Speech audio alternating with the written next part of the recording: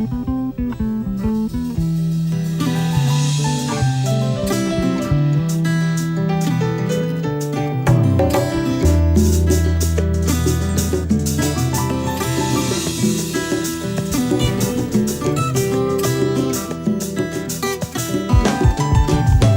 je pense à l'œuvre de la croix, quand je me dis sur ta souffrance à Golgotha, un Dieu si grand, andimiko kufelanga ne kulusu oyo somoe. Passe. Lorsque je pense à l'œuvre de la croix, quand je me dis sur ta souffrance et à Golgotha, un Dieu si grand, andimiko mema mikumbaranga ne kulusu na Golgotha.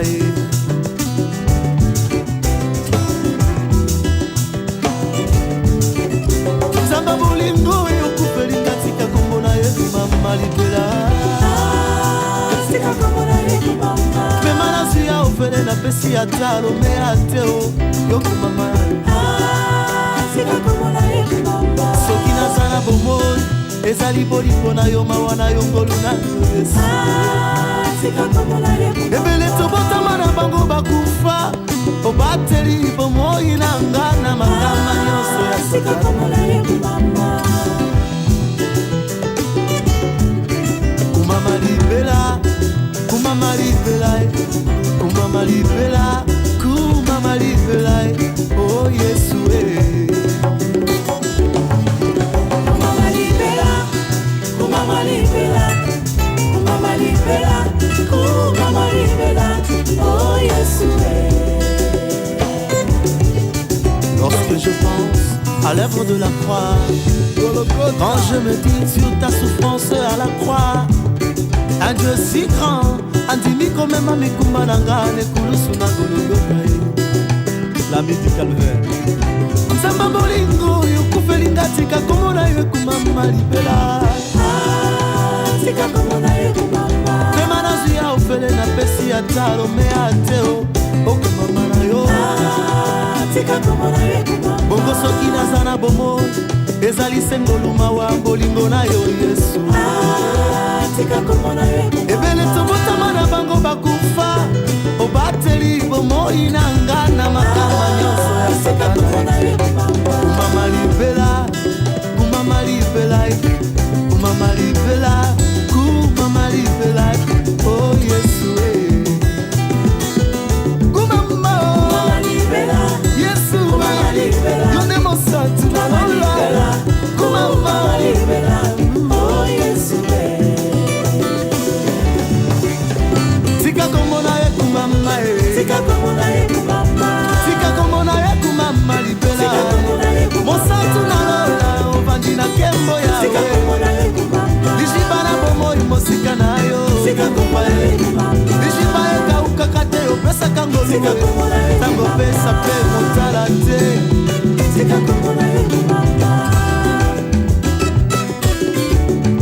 Yahweh sika komona ye kumama libela Sika komona ye kumama Kumama mosatu na lola Lisungirishanga kate na tango na pasi Okutana na ane yo pesa ye Samuele Tango kutana na Sara yawe yo pesa Isaka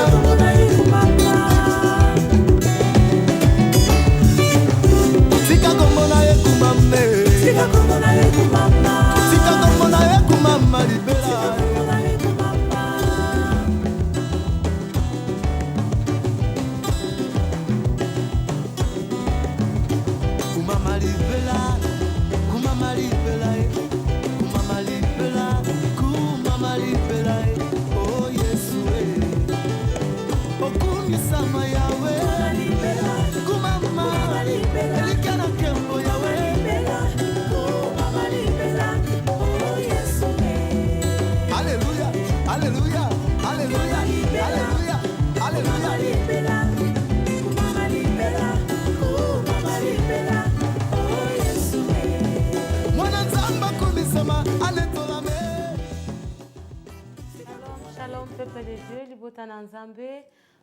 Vraiment, je suis dans la joie de vous voir encore ce matin parce que je sais que vous êtes là en train de suivre votre émission préférée, Good News Show Nzambe Lengi.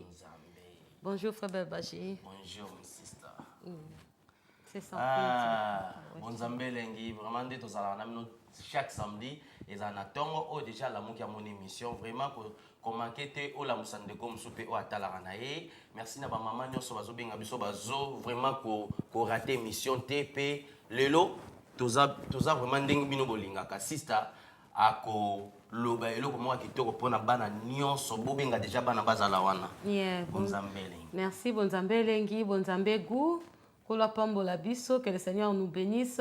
Avant de commencer toute chose, nous rendons toujours gloire à notre Dieu. Nous saluons sa présence, notre Seigneur roi, le Seigneur Jésus, qui est toujours avec nous et qui nous accompagne à tout moment que nous faisons des émissions ou bien nous vous exhortons. Quand nous parlons de lui, il est là.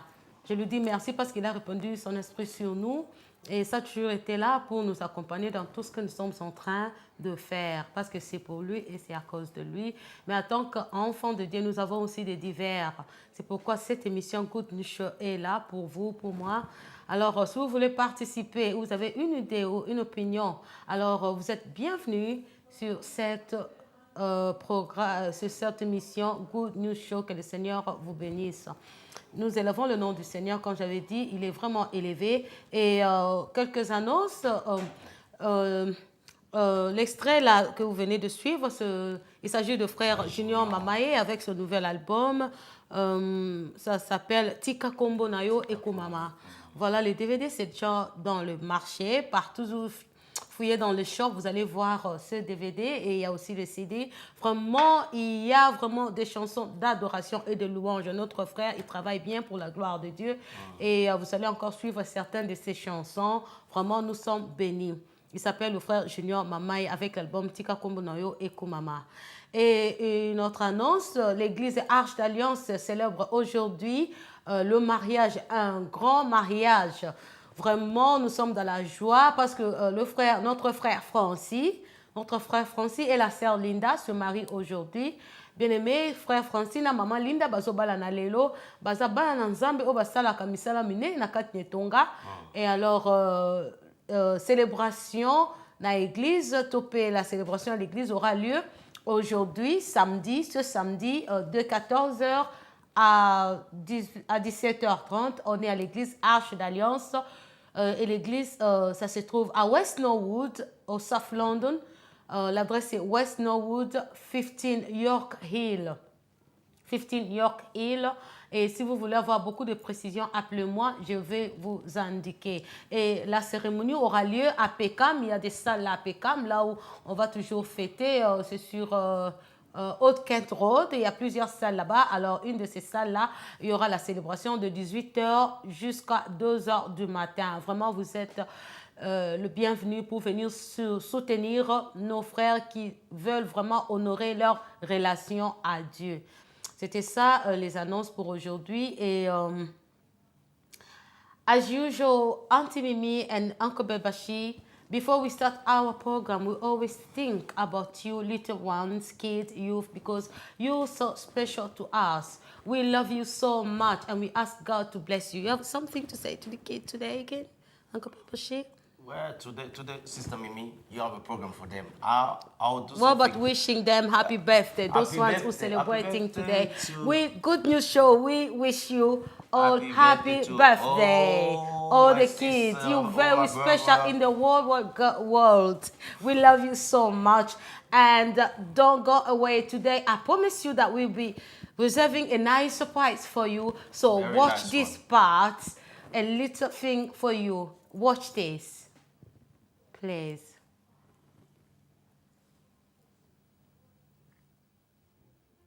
Our story begins high over New York City in the luxurious penthouse apartment of perhaps the most unlikely genius the world has ever known.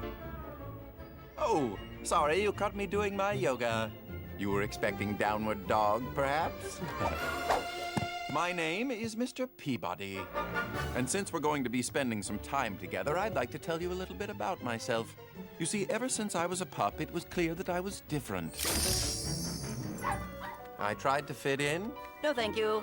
But never could. As I grew, I saw more and more of my litter mates being chosen by their new families. But for some reason, I never was. Come on, boy. Fetch the stick. But why? Won't you just throw it again? It's an exercise in futility. I don't want this one, Mommy. He's sarcastic. Wait! Come back! Throw the stick! I'll stay, I'll heal, I'll even shake hands! Bark! So, without a family of my own, I dedicated myself to the pursuit of knowledge, culture, and athletics. I received my degree at Harvard, valedictorian, of course. And then I devoted myself to helping mankind. I pioneered new techniques in alternative energy. Resolved geopolitical conflicts around the globe. And in my spare time, I invented the fist bump, planking, tearaway pants, auto-tune, the backside ollie, and Zumba. Now go. Stop. Drop. Pause. But what I'm most proud of is my son, Sherman. Hi, Mr. Peabody. Oh.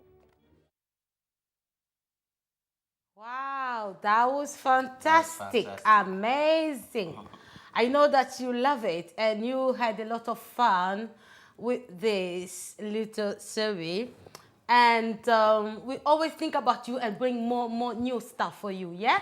So stay there, kids. Don't go away. Really, more is coming soon. So Yes. we have a lot of things for you. Don't worry. Be patient. Sit in the chair. By the Next grace week, of something God. good is coming as well. And also, we have 2 winning prizes for those who are going to answer those questions. Oh my God. This all special for you, special people, you kids and youth.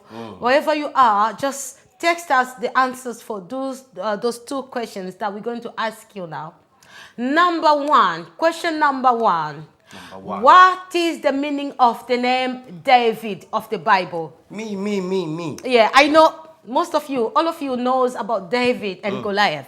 That story, yeah, the amazing story. So we want to know, will you please text Good News Show and give us the first answer of the question that what is the meaning of the name of David as the meaning? Oh my God. So you need What to is give the us meaning of David? David's name. Oh my. So you need to tell us, that's the first question. Text. And the next one, will you please tell us, give us the name of David's father? Oh. That's so simple. Me. Please, I don't want from you. I want for the kids because there are prizes for you. Very nice one that you're going to win. But the first come, the first serve. The first text, the first serve. So we're waiting for the winner. Good luck, kids. Good luck. We love you so much. And that was a little part for you. And that's the end for you that's kids. nice. But we're That's really still nice for the waiting for your answers. God bless you. Thank you. So I'm going to Don't repeat ask the your question mom. again. Don't ask your dad. Just yourself. Go. Of course, yourself. Yes. So we always remember you all the time, and we love you. Now it's for the grown-up one. Shalom, people of God. Shalom, bien-aimés. La fois passée, notre exhortation était sur l'histoire de Noé et l'arche. Mais avant de commencer, nous avons encore une annonce. La Réconciliation for Salvation Ministry vous invite à prendre part dans un séminaire biblique de 3 jours. De 3 jours qui sera le dimanche le 16. Alors aujourd'hui, dimanche 16, dimanche 16, 2014 et le 18 de 14h30 et dimanche le 23 novembre à 18h20 avec le pasteur Thomas Mumbaya et l'invité spécial, le docteur Jules Mayele Tanganda de l'Église Christ Roi. Je répète encore ce communiqué. La Réconciliation for Salvation Ministry vous invite à prendre part dans un séminaire biblique de 3 jours qui sera le dimanche 16 de 14h à 18h et le dimanche 23 novembre de 18h20 avec le pasteur Thomas Mumbaya et l'invité spécial, le docteur Jules Mayele Tangada. de l'église Christ Roi. Vraiment, soyez là pour soutenir l'œuvre de Dieu. Et il y aura peut-être la publicité qui va passer bientôt. On attend que la régie soit prête pour la publicité. Alors, ne quittez pas. Vraiment, il y a plusieurs événements aujourd'hui. Alors, soyez fidèles et à votre tour, nous serons aussi là pour vous soutenir. Bien-aimés dans le Seigneur, la fois passée, nous avions parlé de l'histoire de Noé avec l'arche, selon les instructions que Dieu lui avait données, parce qu'il voulait épargner son fidèle. Malgré que le monde était devenu méchant, les gens étaient devenus méchants, mais il ne manque jamais un fidèle. Alors, l'Éternel n'est pas injuste pour laisser périr son fidèle. Qu'est-ce qu'il a fait? Il a révélé à Noé ce qu'il voulait faire. À propos du déluge, et il a épargné Noé, malgré que les gens, l'eau avait submergé tout le monde, mais Noé, qui avait la grâce de Dieu, résista sur l'eau. Alors, par rapport à cette exhortation, précisément, nous avons dit à l'heure actuelle, notre arche, c'est le Seigneur Jésus-Christ. Oyaza et Kimelonabiso, qui est notre bouclier, qui est notre refuge. C'est sur son nom que nous sommes accrochés. Nous nous accrochons tous les jours parce qu'en lui, nous avons la sécurité. Donc, Tonito Lobaïte, Yesu Masi, Azali, refuge Nabiso, bouclier Nabiso et bomba Melonabiso. Par rapport à l'histoire de Noé, parce que même à l'heure actuelle, la Bible nous dit, Totala qui n'a lu, que la Bible nous a dit que les mêmes choses qui se sont passées au temps de Noé, nous le verrons aussi à ce temps ici. Le monde est devenu très méchant. Makambo ya mabe eza na kati ya mokili oyo. Kasi biso ba ya nzambe, nous allons faire la différence parce que to simba mi na kombo na Yesu Masiya nde azali e bomba melo na biso e kimelo na biso yango wana biso nyonso bien aimé. Tous ala toujours na Yesu Masiya. Vraiment yango azali good news show na biso lelo. Pe tango nyonso pe na ba etonga tozo kene bazo ça toujours la même chose. Po yende aze kimelo azo bomba biso ata ko ba mbonge ekoya ata ba déluge. Pour n'attendre les élèves de luge, n'attendre na biso lelo ba mbonge otobengi ba problème, ba stress, ma kambondenge na ndenge. Lokato za na kati na boîte na biso o pilote za Yesu Masiya ye moko pe boîte za kombo na ye akalmaka ba tempête. Et lui nous dit il menace les eaux de la mer. Ba vent nyonso e komaka peser.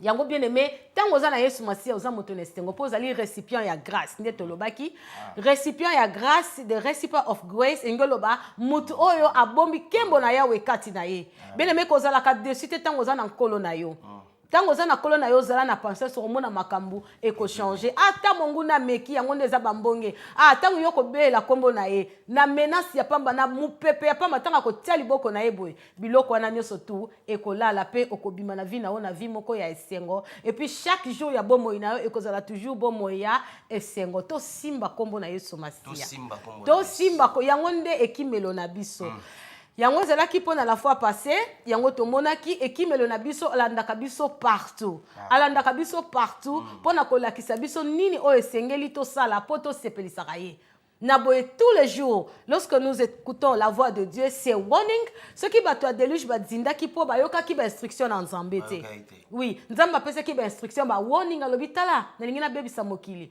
pe a s'adresser ki mingi na fidèle na ye. Yes, yango to baki ba Noé bazoya po bazoyo kasango malamu bazotanga Bible pe bino pe bozotanga bien-aimé yango toza ko s'exhorter to leki bino na boyebite biso no toza na kati ya koyeba mais toza ka kolamusana bien-aimé yango wana nkolo Yesu Masiya un jour na kati na Bible ezoyebisa biso po kola msazala ki rule na se awa bautaki ko batisa bato ebele ba disciple na bazaki ko baptiser bato bongo na kati ya kotambola na bango Yesu Masiya asepelaki asala mwa voyage moko boye alongwa na mboka wana bazalaki po akende na mboka mosusu na kotambola na ye asalaki un long parcours azalaki un long parcours na nzela alembaki wana boye akomaki na mboka moko boye tanga azotambola kombo nango yaki Samarie tanga azoleka na ville wana Samarie akomaki na place moko boye ezalaki puits ya Jacob to libulu oyo Jacob asalaka po bana mboka na ye batokaka mai puits wana ezalaki na kati na place moko kombo nango ezali Sichar lelo tozobenga ngo Naples esika wana boye nkolo alembaki avandi tango ya avandi ezalaki bongo pembeni ya ndaku oyo Jacob atikelaki mwana na ye Joseph yes donc tout près de ce puits là que Jacob avait laissé à son fils Joseph na Naples na tango kala bazobenga ngo Sichar alors wana toza na Jean chapitre 4 verset 25. Wana soki tokozaba Bible na biso tokotanga tango Yesu avandaki nesika wana tellement qu'il était fatigué ayokaki posa komela mai. Yazala Nkolo, asala makam na ndenge na. Et peut-être les gens vont se demander, mais Nkolo azalera déjà na mai, il est la source de l'eau vive. Mais comment koyoka posa ya mai? Non, c'est parce que he wanted to make friend with you, with me, with somebody. Oh batu bazamo na yende moto mabe, yende mwasi moko atambola malamu te. Peu importe makambo na ye, wana kolo etala kaite pa lobi nga na ye koluka batu ya mabe, pona komisa bango bato na ngai.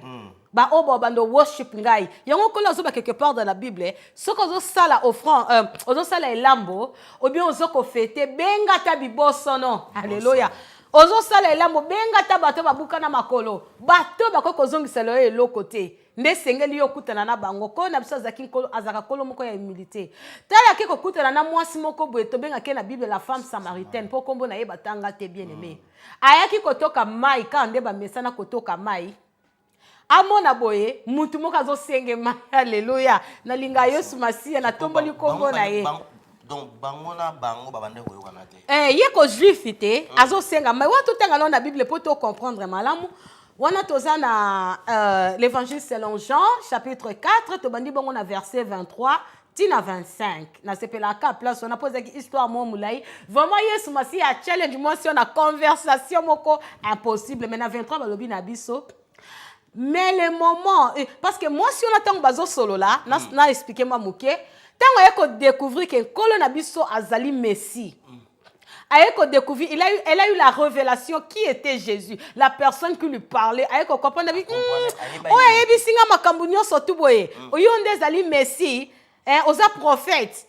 Alobi ngai yonde ozali Messie prophète bien Messie akola lobi. Soko yebi mutu oyo oza kosolola na ye okopese mai wana mbangu. Okoyende koluka mai epa na ye. Mais totanga mwa muke. Moi, si quoi alobi que non. Alors, tant qu'on comprendre qui était Jésus, alobi, bakoko na biso babanda kumisa nzambe na montagne oyo. Bazaki connaître l'encolo na biso na montagne oh, mais si quoi tu comprendre que et si ka kokumisa nzambe zande na Jérusalem. Pour ba juif ba utela kikuna. Alobi le quoi na comprendre que ba prophète ba akuna. Eza penda ya solo esika yokumisa nzambe ezande na Jérusalem. Mais na 23 yo kasi kombo kamkola alobi.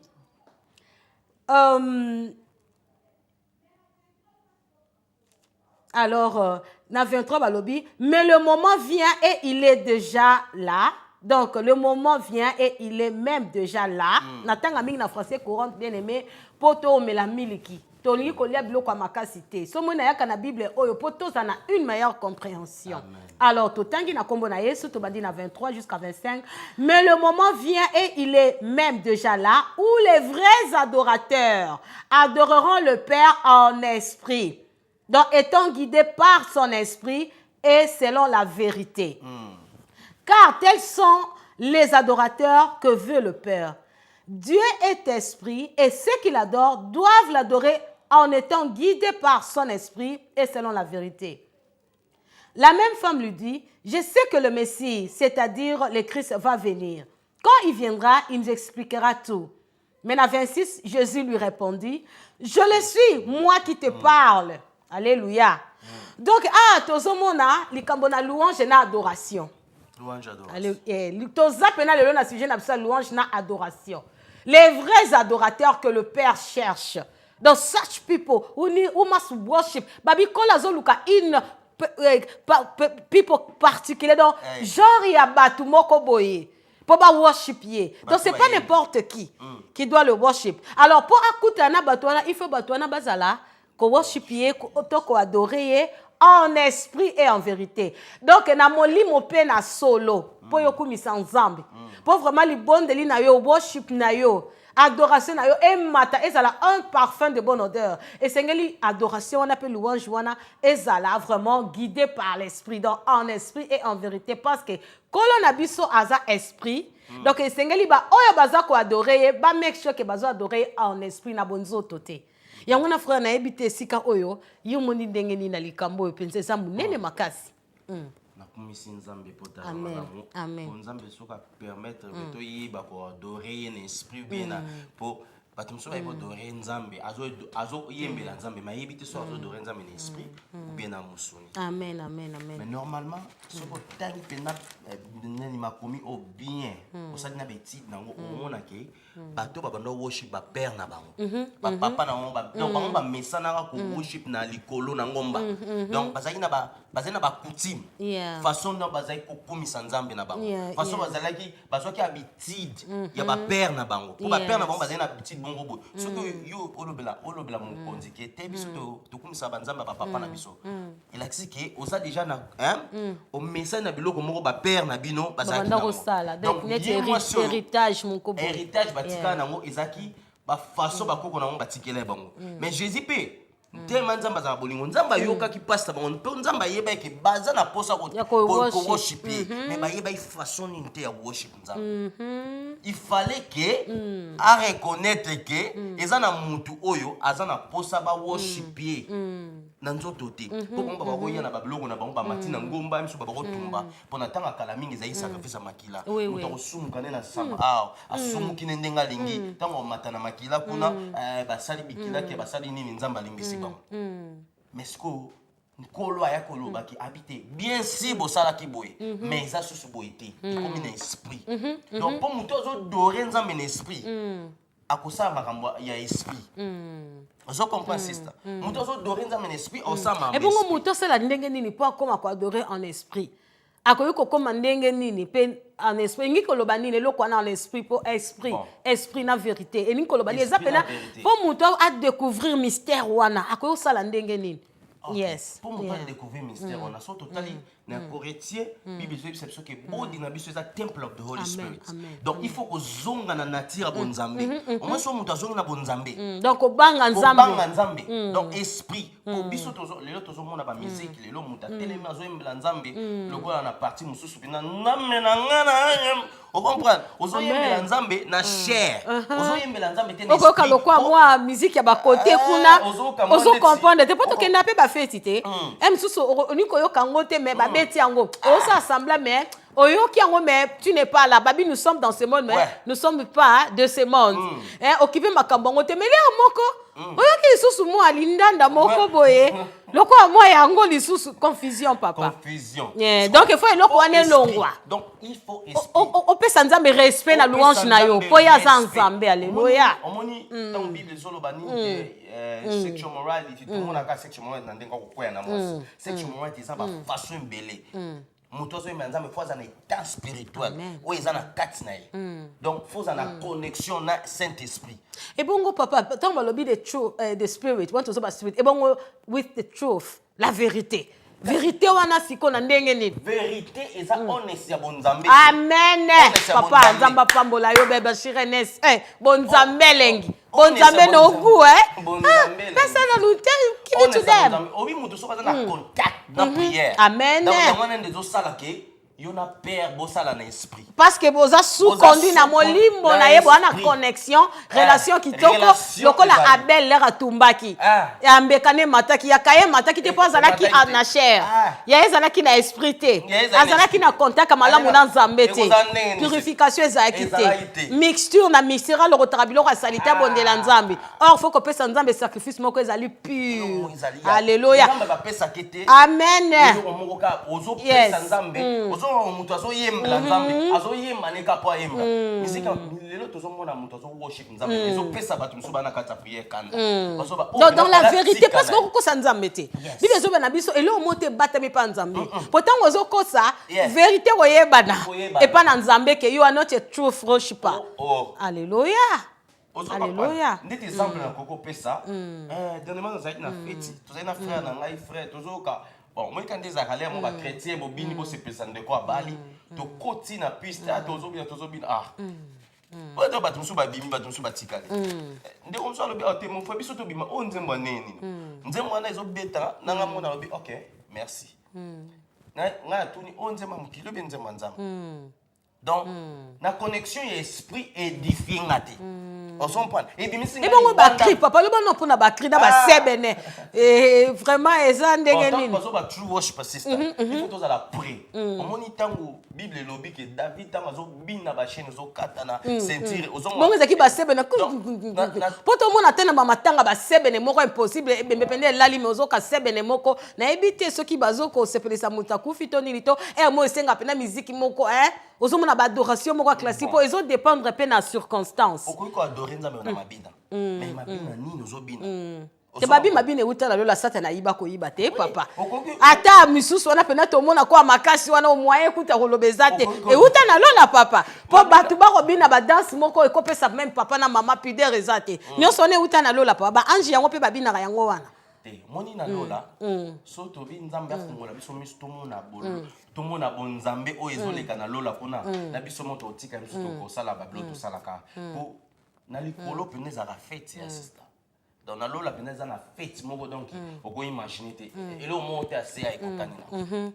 Alors au moni tango to adoraka nzambe mingi to adoraka ye ndenge bible zo bana biso to pesa ke ba action de grâce tozo reconnaître azanani tozo kanisa ye azanani to tiene sikana ye to netoli pona o ya zali to totali univers mokili mobimba o yeso asali o nzambe na biso asala ba œuvre no sur la croix et ça sujet malamu okomisa nzambe kuna ba ange bazokanga holy holy mon santu neti nzembo mon santu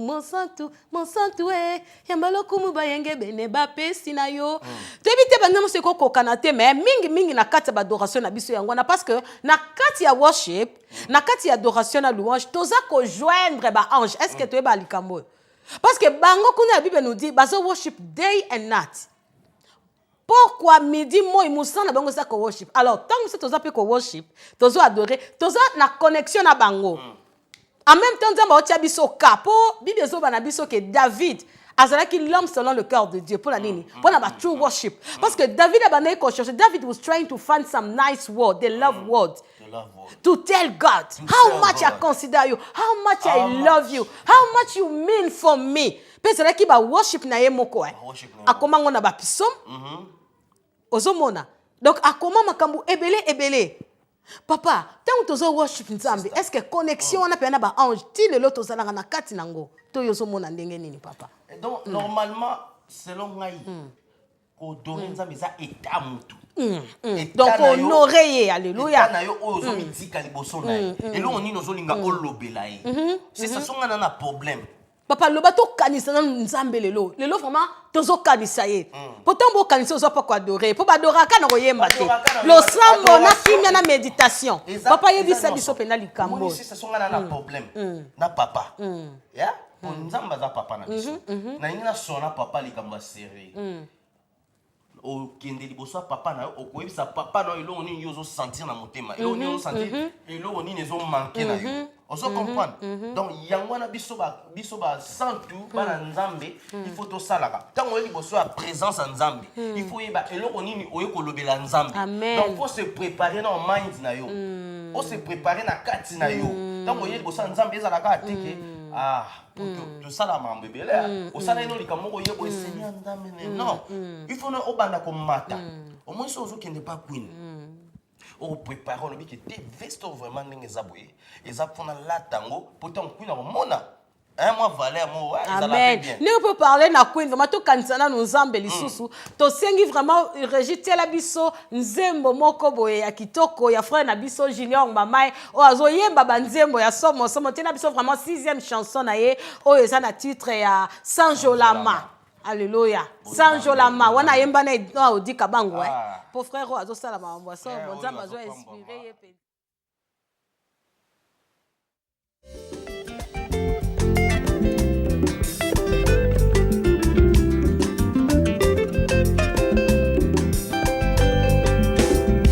Sanjolama, Yahweh.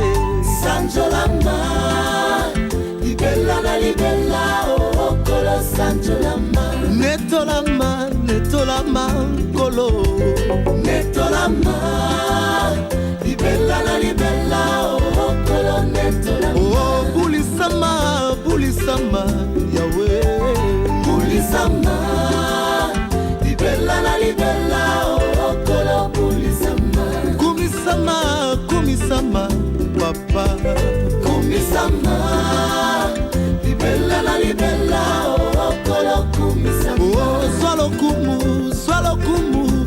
Yesu Salokumbu Libella na libella Okolo Salokumbu Bana banzambi boya tutombele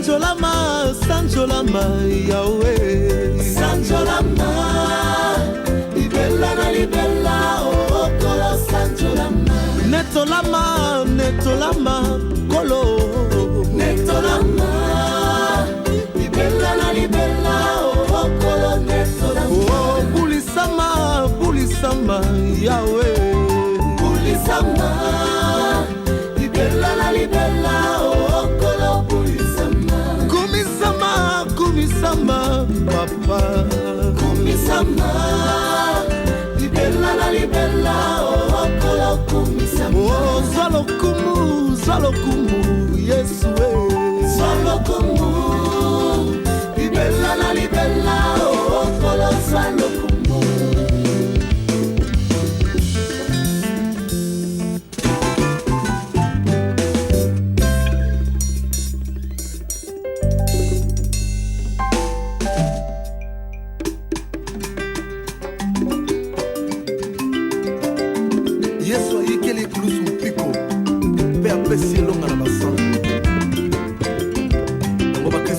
Netola, Puerto Kumisa, Yesu de Loma Yesu Elonga, Yesu Bikama, Yesu Elonga, Yesu Bikama.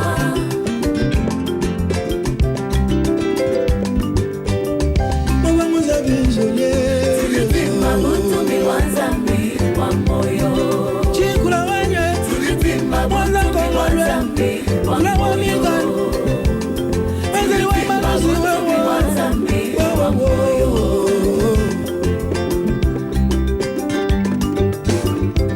Tika lelo na kumisa yo,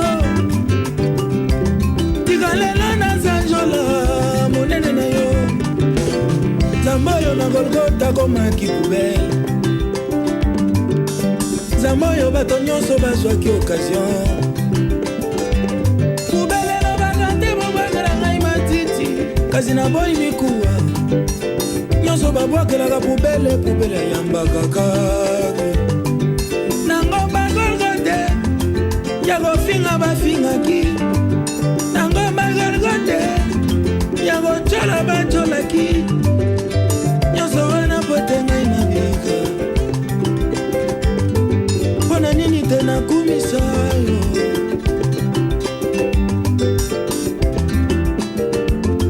Tulipimba butumbi bwa nzambi wa moyo, tulipimba butumbi bwa nzambi wa moyo. Ondima nyonso bwinga na bika, tulipimba butumbi bwa nzambi wa moyo. Haleluya, haleluya, butumbi bwa nzambi wa moyo.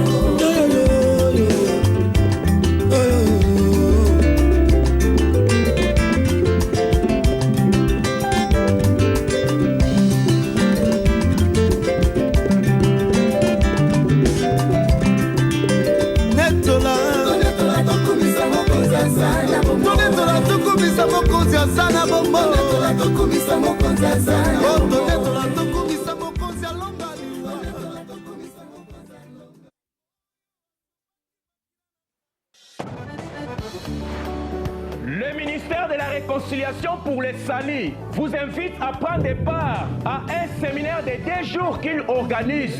Date dimanche le 16 novembre de 14h30 à 17h30 et dimanche le 23 novembre 2014 de 14h30 à 17h30. Thème, la discipline dans l'église. Avec évangéliste ambassadeur Thomas Mumbaya et le docteur Gilles Mayele. Lieu number 10, Stroud Green Road, Rose Tempinbow, London N4 2DF. Venez apprendre pourquoi tu vas à l'église et quel est le rôle de l'église dans ta vie. Ne manquez pas. Soyez les bienvenus. Voilà, merci beaucoup. Pour lundi, vraiment, on a qui frère Junior. Nous avons vraiment utilisé frère Oyo. Frère Junior, Mamaï. Comment on a linga makasi asap. Ok. Bongo vraiment kola pambola biso bien aimé ko bossa na te lelo zala wana frère Francina maman Linda bazo bala na lelo. Hey, libala moninga bale c'est pela. To tombe libino penda libala et là mon bien aimé ba coordonner yangwana yom to sepela na Good News Show zala partenaire na biso na mwandambo kolo na biso azopambola yo o soutenir musana nzambe kolo awozanga te na opambola yo na boye tozako loba kokumisa nzambe tolingaka nzambe na biso makasi soki totali mokili oyo ya sala eza sujet okumisa ye soki tomoni œuvre ya croix yesu masiya ndenge atika na ye lola bisika bisengo ezali esika bakumisa bango andimi akoma moto pamba na se mpo na nga na yo akufi mpo biso tolimbisana na mabe na biso pour que nous ayons le pardon du péché. Vraiment, c'est un sujet de glorifier le nom de l'Éternel. Yangwana, David avait compris. David avait compris. Ce retali na 2 Samuel 23, na verset 1, et je expliquais biso nenge David azaki koma banzembo. Ah, David azalaki mwana mobali moko, tangu ba ko wendre ye. Yeah, ba wendre ye tangu asbasisi ko wendre ye, azongi ko kengela bampate ya papa na ye na zamba. Mais kuna place avant qui n'y était. Comment qui a développé qui bas skills netolobaka. Il a développé des skills to be a worshipper. Comment qui n'a ko adorer Nzambe, ko yembela Nzambe. Yango na Nzamba tela ki po wane se uta na kati na motema ndi otolobi un vrai adorateur. En tout cas azaka role model. Pour na ngai na sepelaka na makambu nyoso David asala ki parce que tango azoko yemba wana elenge nyoso tu nenga zaki mwana muki azo composer banzembo na ye en même temps akomaki arme moko ya makasi na monde des ténèbres. Et puis ça qui est na makasi pourquoi parce que tango azo composer banzembo azo yembela nzambe na ye akomaki mamo muta makasi. Et ninkolo ba ke tango yoza na kati ya true worshiper o sala makambu na monde des ténèbres. Po tango ba lion ba yaki. Po ba meka na bampate wana force o ya kotaki na ngo alléluia. Apanda ki mnoka ba lion eza lokwa biso lelo ba vrai adorateur ponga pe na yembela nzambe aso ki l'église acheter na somo na sœur Mimi yes moyen te papa liposo na frère Français azobala donc mon mapamboli poni ni koyembela nzambe sœur Linda maman protocole donc mapamboli eza seko kita Ozomona. En tout cas, tant que tu as bien aimé le col à David, quand l'Esprit de Dieu habite en moi, je danse, je loue comme David. Papa Nengo lobi David tant que tu yemba zobina ba kantie mutaliboma. Or ayebi oyo nzamba bandosa la kat nae. Ebi na wata Marie Misamu na sepena wana nzamba pambola ye. Alobi yango na koma ko ganga batu bazoye bate ko bina batu babenganga liboma. Donc David abako ayeba ke tanae. Pona bolingo na nzambe. Omoni so lingi nzambe obandolo obi so lingi obandolo maloba musuba la kisi yote. Lord I love you. Lord soki na teli mokili. Lord I praise you. Ba action de grâce aux pesa nzambe akani sote pona nini. Papa isika na yo moni na ndenge nini. Donc il faut que la bongo moni Seigneur Jésus. Donc il faut que ici na balevo mon komoni sister de true worship. Donc eza eloko fu bana na kati na biso ezala boyo ezala worship. Ndio moni ba worship eza na psalm o ba David ba komaki na ba auteur mususu e koma motema ya Bible nengo lobi na kati ya motema. Et la kisa biso face ya Nzambe et la kisa biso bon Nzambe ya Nzambe. Donc ba démontrer yango Bible zo bana biso wana so totangi nanu na Ephésiens chapitre 5 verset 19. Yeah, bien aimé. Donc continue à Ephésiens chapitre 5 verset 19. Entretenez-vous par des psaumes. Papa, mais quand on peut kotanga en anglais na yo. Ils ont arrêté. En français courant balobi boy. Encore, encouragez-vous les uns les autres par des psaumes, des hymnes et des chants, cantiques inspirés par l'Esprit. Chantez des cantiques et des psaumes pour louer le Seigneur de tout votre cœur. Dans la bande Lissousou, encore, encouragez-vous les uns les autres par des psaumes, des hymnes et de 5 cantiques inspirés. Babi ba 5 cantiques. Alléluia. Babi cantique ya ko sakanate ya ba holy. ya mosantu tete oyokaki lokola mutu wana kuna na mwanda betaki boye po imite ozwi inspiration sima ya songolo pakala yo ye po bilisa biso bana wana ya sainte nzamba tourna ke longi na ye na balouange ndenge wana okoko zala na inspiration outil place moko boye nzambe na biso sa bongwana na ye yo ke na babiloko ne akala wana okundolo o changer ngo na bonzambe to yeba kango omoni nzambe yeba na biso bien mais biloko photo changer provision alo la sister esila rati provision alo la esila rati photo za na charisme saint esprit eloko eza na charisme na d'avance donc oza na charisme oyeba kozwa ya voisin te oso comprendre muto za na charisme ayeba neni ya kompesa oyeba neni ya kompesa valeur donc saint esprit aza na ba provision ya provision omoni ndena za sister so lobinanga yemba nzemba kumisa nzambe loba nanga kumisa nzambe nakumisa nzambe oya bongi na nkembo kombo na ye yesu nakumisi nzambe nanga na makasi apesinga eza wana so bandokoma okoko balobi na 20 balobi remercier Dieu le Père en tout temps et pour tout au nom de notre Seigneur Jésus balobi des saints cantiques biso bezo bana biso tous inspirés tout solo la kaming est-ce que batu ba solo ma solo ba piso loko to découvrir c'est une révélation donc bien aimé biso bezo bana biso tangu to solo la pe na kati ya masolo na biso piso na ba hymne zalaka pour na kati wana tozo adorer nzambe na masolo bongo nzamba fungola ba porte lola te pour la mutu ya sister alléluia mama oyo asolola na nkolo alléluia asololi na nkolo na nzela ya kokendoko kotoka mai mais faut kokota na mai akoma ki worship ya solo et a changer ki na ye mais non la vie de temps akoma ki worship ya solo nzamba fungola ki ba porte ebele pour na mwana mobali amen akoma ki ti pembeni ya ropa ba bi Saul akoma ki na ba stress ba problème ebele mais ba tu na ko comprendre que tangu David azako yemba quand ya Saul liboma na ye ba stress na ye banda ki ko kita ba dépression na ye si on peut le dire akomi ki na ba dépression tanga ye komona soki David a beti lindanda alléluia azozonga pela na po azokoma normal azokoma calme kala mwana bo pesa ngai porte fungwami David akoma ki pembeni ya roi donc tu lo baté et si ko tomoni ete louange na adoration de musique et fungola ba musique ya solo et fungola ba porte misusu pona bato omoni alléluia okokoma pe pembeni ya mokonzi ka pona mongongo yango bibelobi que tout ce qui respire loue le nom de l'Éternel bien aimé kumisaka nzambe na yo na mongongo ya pesio don't say I can't sing I don't have a nice voice yes nzambe yebi apesa ki yo voix wana po yo kumisa ye alléluia yemela ina mungongo wana ko kamwa bien aimé ba porte ko funga mamira Jéricho ko yana nini obe na louange babi to kokate ko lebisi Josué le bitala bokota na louange na adoration botikelanga l'air to luaka to koma abelo mususu to koma ba bombe to koma ba arme moko infaillible que na monde ténèbres mamozo salma bien aimé yom to ko bondela te na conseiller mingo louanza adora kaye prière la moyera na ba pardon moko sentir ndeti Seigneur na okokate obandika ne lo nzembo oyo monaka elelisa yo wana moima kolela na ekoko mesengo obandika okoko bandoko ganga kaka ozo ganga o comprendre endeni na komi na sengo boy kana nzembo moko surtout so ke na ba sompo kuna ba émotion surtout ya mutela liwana oko comprendre adneti psaume 100 na conseiller peuple de Dieu tanga psaume 100 Psaume 103. On peut comprendre ma cambo ebele bien aimé message est très profond.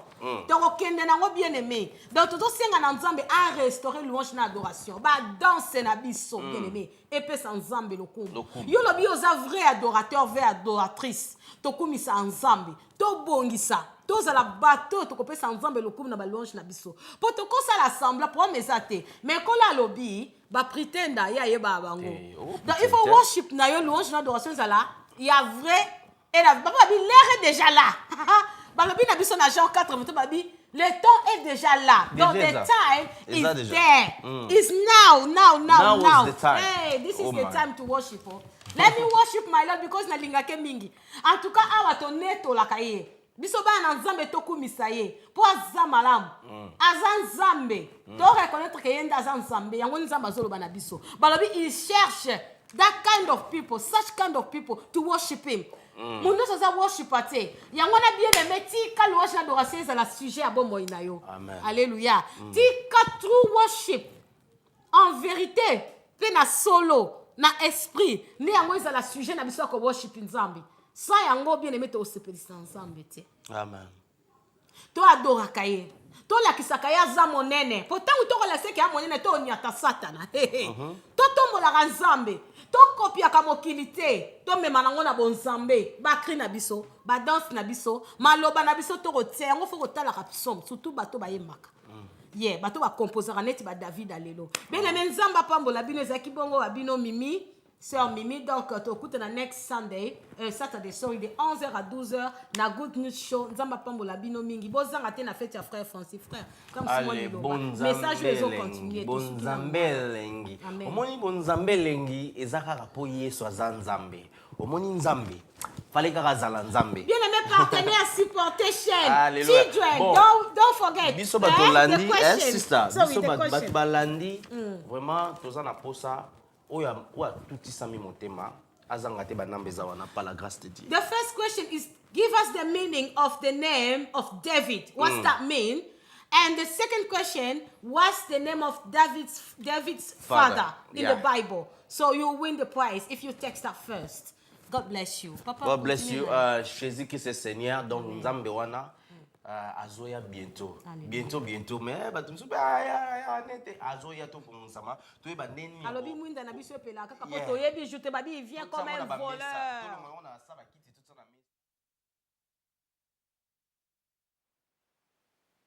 Eloko moko ya na kati na mais ozana bonzambe yaka na mission na biso tokosola oso batei ba koleka ba musique